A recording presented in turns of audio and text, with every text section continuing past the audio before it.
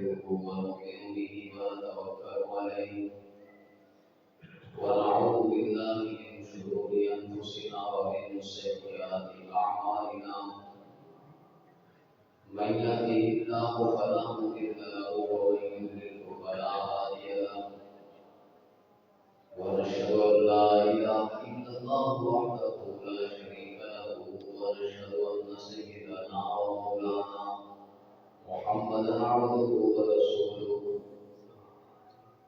صلى الله تعالى عليه وعلى آله وصحبه أجمعين وبارك وسلم.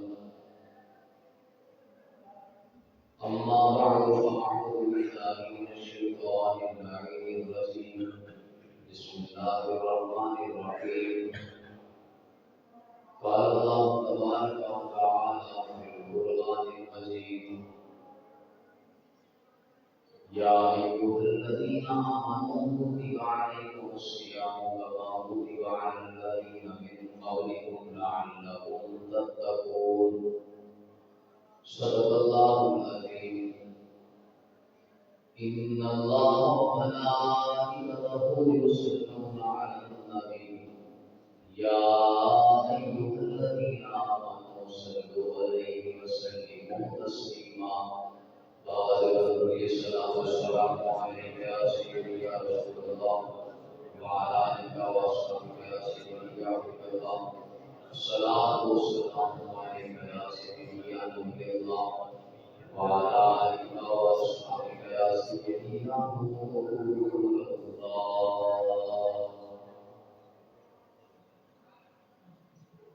رب اشرح لي صدري ويسر لي أمري واحلل عقدة من لساني يفقهوا قولي.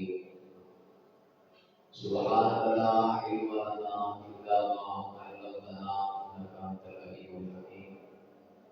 محترم مکرم عزیز حاضرین سامعین گرامی قدر، اللہ تعالیٰ کی توفیق سے الحمدللہ ہم سب کو یہ پھر اعزاز اور شرف حاصل ہے کہ ہم اس ماہ مقدس میں، ماہ عظیم میں اللہ تعالیٰ کے حضور حاضر ہیں. دعا کریں اللہ تعالیٰ ہم سب کو اپنی ساری زندگی اسی طرح اللہ تعالیٰ اپنی اطاعت اور محبوب علیہ السلام کی اطاعت میں گزارنے کی توفیق عطا فرمائے. عزیز حاضرین و سامعین گرامی قدر، ماہ سیام بہت سے فضائل اور برکات کا حامل مہینہ ہے. اس کی فضیلت اور عظمت کے اگر بات کی جائے تو قرآن کریم فرقان حمید کی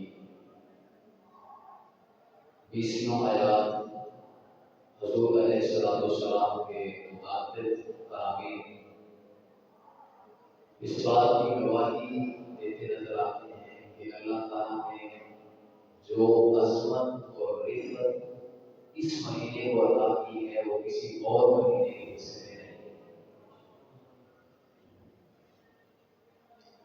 اور اس کی فضیلت اور اہمیت کا اندازہ اس سے کیا جا سکتا ہے کہ حضور علیہ السلام نے ارشاد فرمایا کہ اگر لوگوں کو اس بات کا پتہ چلتا ہے کہ رمضان مبارک ہے کیا، اس کی فضیلت کیا ہے، اس کے جو برکات ہیں وہ کیا ہیں، تو یہ اللہ سے دعائیں کرتے کہ سارا سال کے رمضان ہوتا، یعنی ایک مہینہ کرتے سارا سال کے رمضان ہوتا.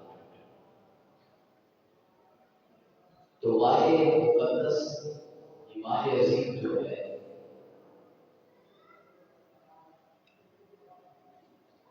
اس کی سب سے بڑی اہمیت اور فضیلت یہ ہے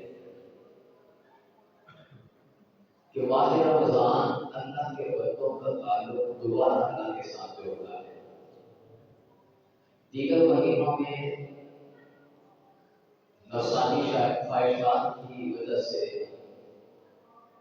اور یوں کہہ لیجیے کہ ایک موقوش بھی ہے انسان کی، اور کسی حد تک یہ حقیقت بھی ہے، لیکن اس کا ظاہر بھی ہو جاتا ہے.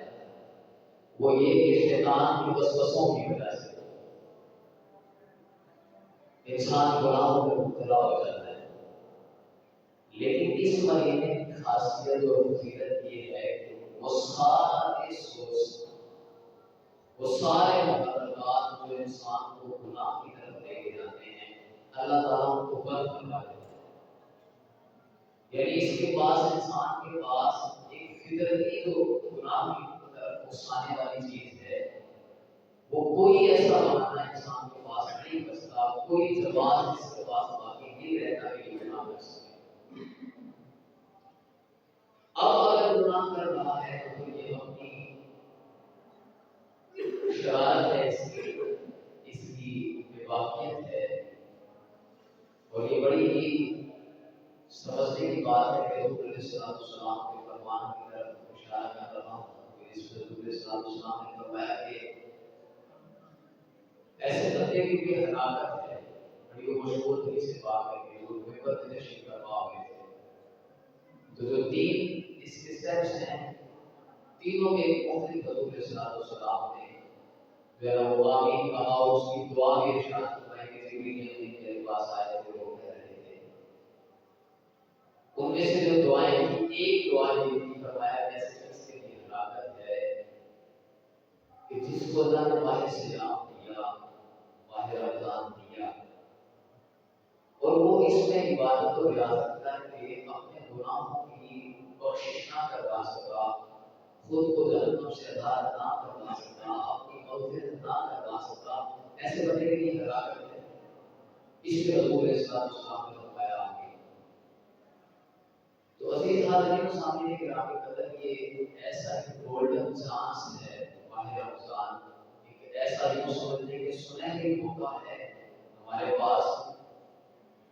اپنی وہ ساری خطائیں، وہ ساری لذتیں، وہ ساری کمیاں جو ہمارے ساتھ جڑی رہی ماضی میں، جو ہماری زندگی کا حصہ رہی، یہ وہ موقع ہے اللہ کی طرف سے ہمیں عطا کرتا ایک سنہری موقع کہ جس میں ہم ان ساری خطاؤں سے منہ پھیر کے، لغزشوں سے، اپنی اس گناہوں والی زندگی سے منہ پھیر کے دوبارہ اپنے رب کے ہاں حاضر ہو جائیں تو اللہ کی رحمت ہمارے لیے اپنے دروازے کھولے ہوئے ہیں.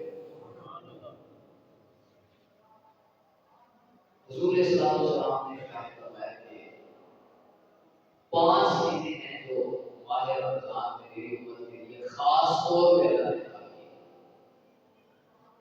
خاص طور پہ اللہ نے عطا کی میری امت کو. اور فرمایا کہ یہ وہ چیزیں ہیں کہ لم یعطہن نبی من قبل، جو مجھ سے پہلے کسی نبی کو نہیں دی، کسی نبی کو مجھ سے پہلے نہیں دی. اما واحد ان میں سے پہلی چیز یہ ہے فرمایا فَإِنَّهُ إِذَا كَانَ أَوَّلُ لَيْلَةٍ مِنْ شَهْرِ رَمَضَانَ، رمضان کی جب پہلی رات ہوتی ہے، پہلی تاریخ رمضان کی آتی ہے، پہلی شب ہوتی ہے تو نظر اللہ ہوئی ہے، اللہ اپنے بندوں پہ اپنی رحمت کی نظر ڈالتا ہے.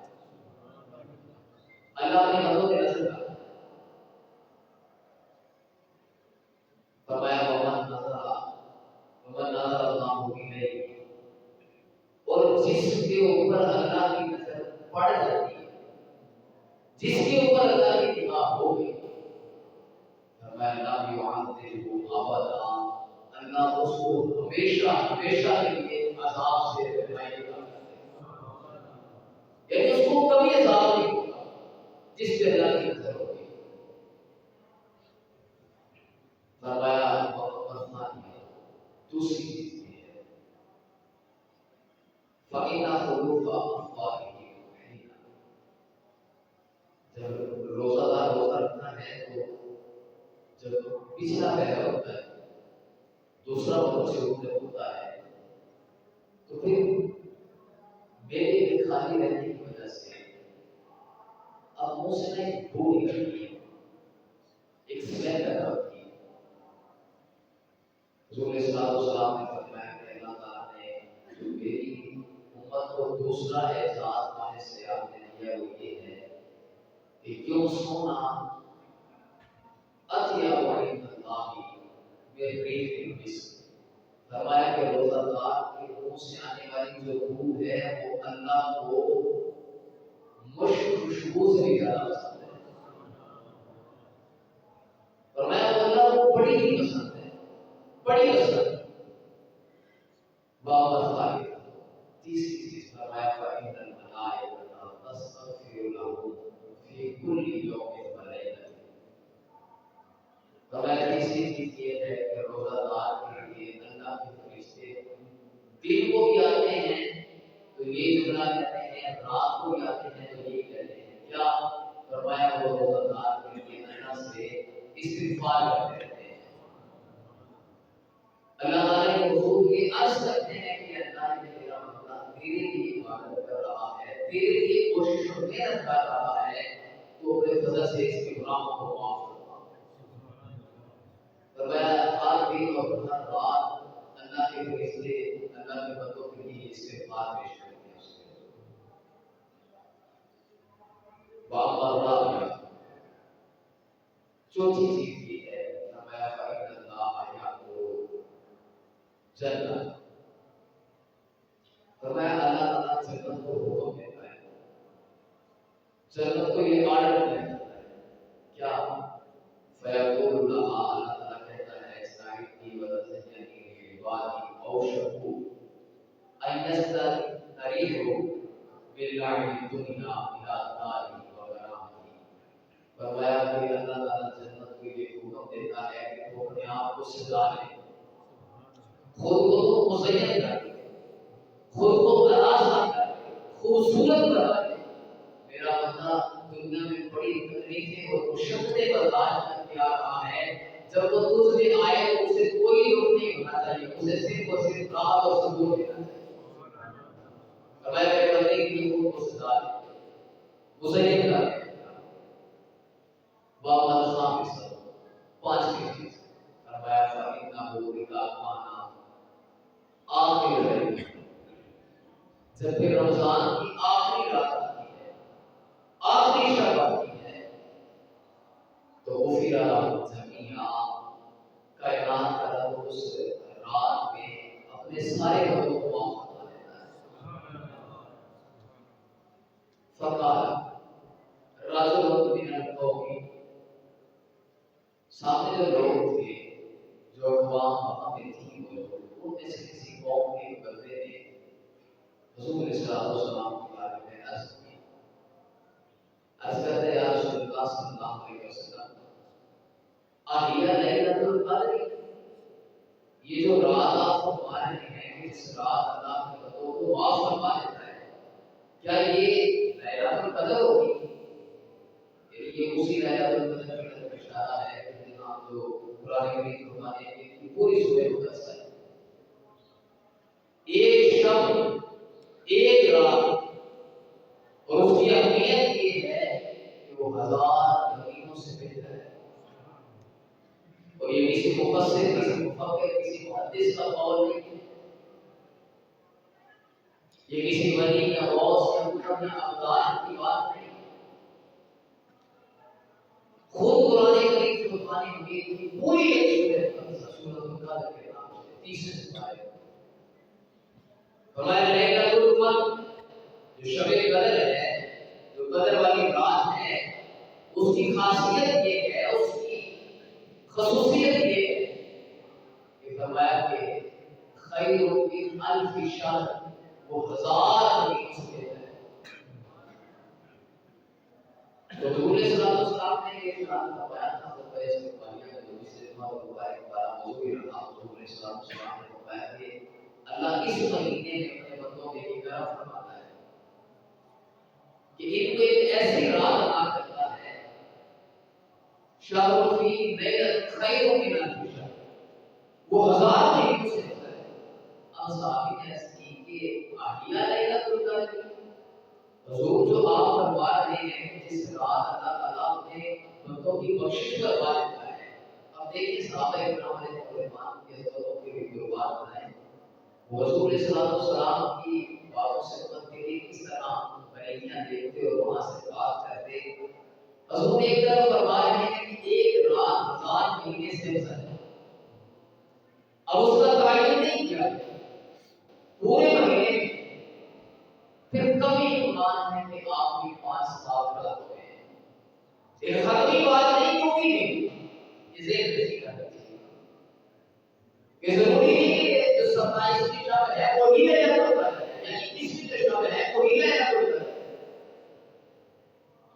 پوری جو آخری جو 5 سال آتے ہیں آخری جو اشرا ہے بتایا گیا کہ تم تلاش کرو، تعین نہیں کیا. ایک تشنگی باقی ہے اہل ایمان کے دل میں کہ جو رات 1000 مہینوں سے افضل ہے. تقریباً اگر اس کو کیلکولیٹ کیا جائے تو یہ 84 83 84 85 تقریباً اتنا اس کے راؤنڈ اباؤٹ جو ہے نا وہ رہتے ہیں. اتنے سال ہوتے ہیں تو ضروری نہیں کہ ہر کسی کی عمر اتنی ہو جائے. 84 سال ہر کوئی 84 سال کا ہو گیا نہیں سکتا ہے. ایک رات ایسی ہے، ایک شب ایسی ہے کہ اگر اللہ اس کی عبادت کی توفیق دے دے تو 84 83 سالوں سے بڑھ جائے گا ثواب. ایک رات کے ہوتے ہیں لیکن ایک اس طرح بندے کے اوپر رہنے کیا کہ تو اس کو تلاش کر، تو اس کو ڈھونڈ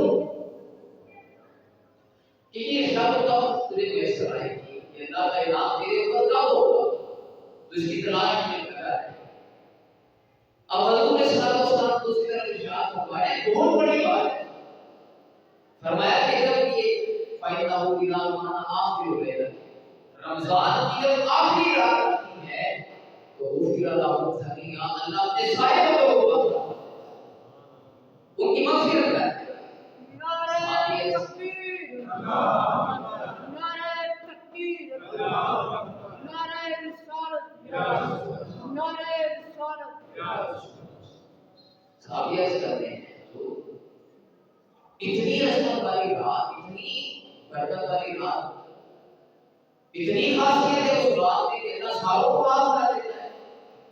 یہ لیلۃ القدر، کیا یہ لیلۃ القدر تو نہیں ہے؟ وہ رات جس رات کی آپ اتنی فضیلت بیان کروا رہے تھے، کیا یہ وہی تو نہیں؟ فقال حضور صلی اللہ علیہ وسلم نے فرمایا لا علم، میں یہ وہ نہیں، یہ وہ نہیں. فرمایا کہ رب تلا اذا العمال يعملون فاذا فرغوا من اعمالهم وفوا حضورا.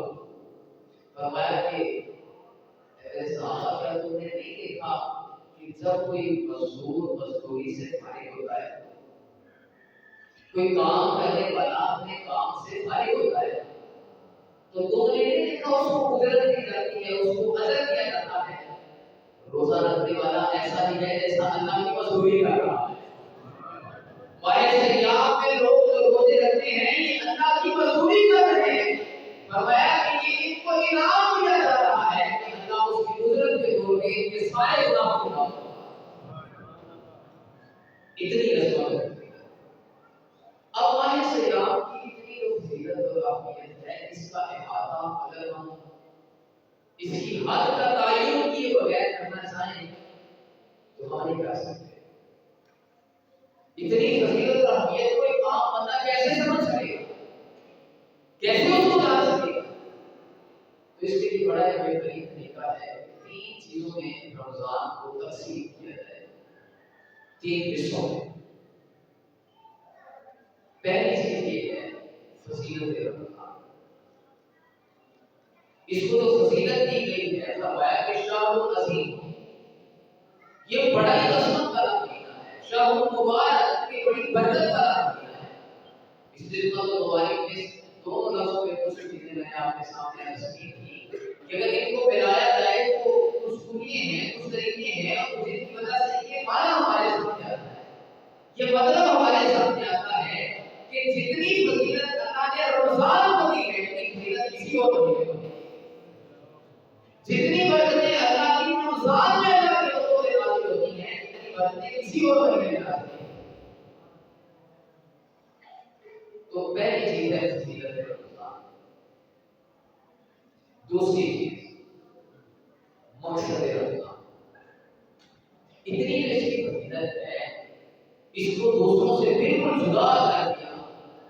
اس کی اہمیت کو دوسروں سے بالکل الگ رکھا. وجہ کیا ہے؟ مقصد کیا ہے؟ اس سے کون سی چیز مطلوب ہے؟ تو اس کو اگر یہ نام دیا جائے کہ مقصد رمضان، رمضان کا مقصد کیا ہے، تو بڑا یہ اہمیت یہاں پہ. اور تیسری بڑی اہم چیز ہے جس کا تعلق پہلی دونوں چیزوں کے ساتھ ہے.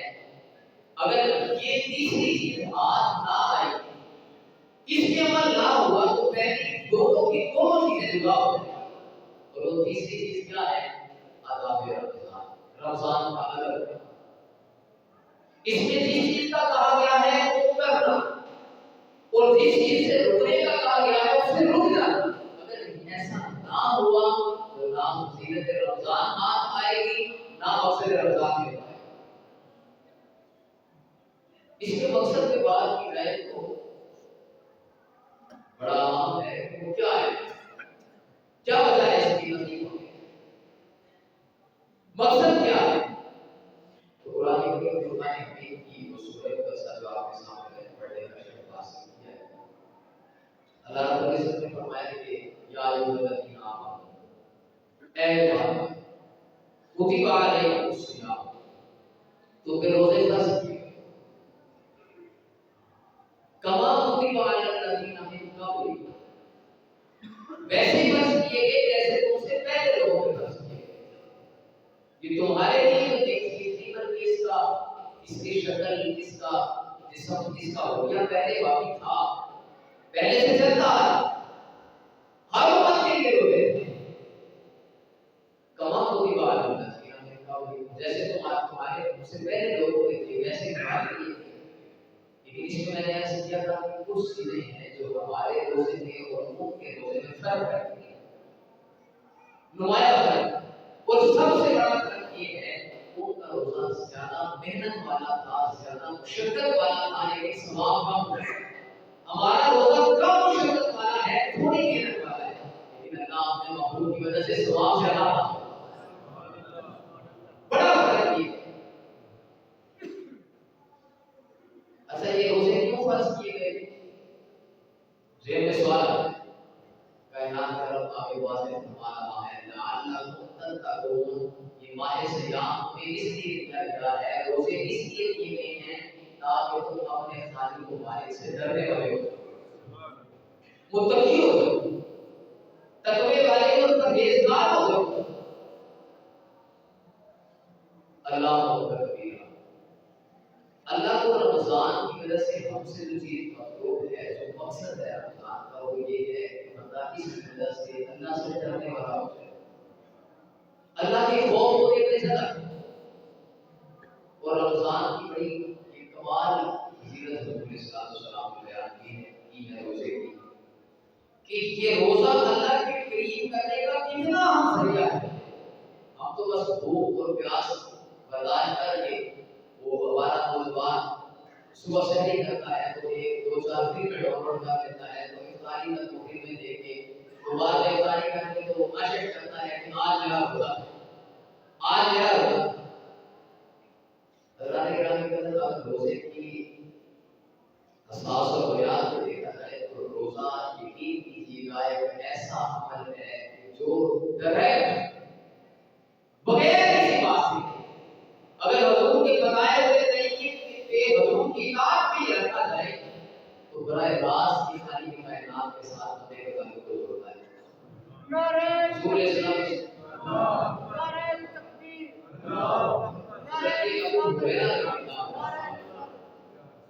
حضرت ابو ہریرہ وہ روایت کہتے ہیں حضور اسلام نے ارشاد فرمایا، فقال اللہ تعالی، اللہ نے فرمایا جسے کرسی، اللہ تعالی کیا فرمایا، کل اعمال بنی آدم کے یعنی انسانوں کے سارے کام، کوئی نماز پڑھ رہا ہے، کوئی زکات دے رہا ہے، کوئی حج کر رہا ہے، جو مرضی کوئی نیکی کا کام کر رہا ہے، کوئی نیکی کا کام کر رہا ہے، فرمایا وہ اس کے اپنے لیے، وہ اس کے لیے، یعنی انسان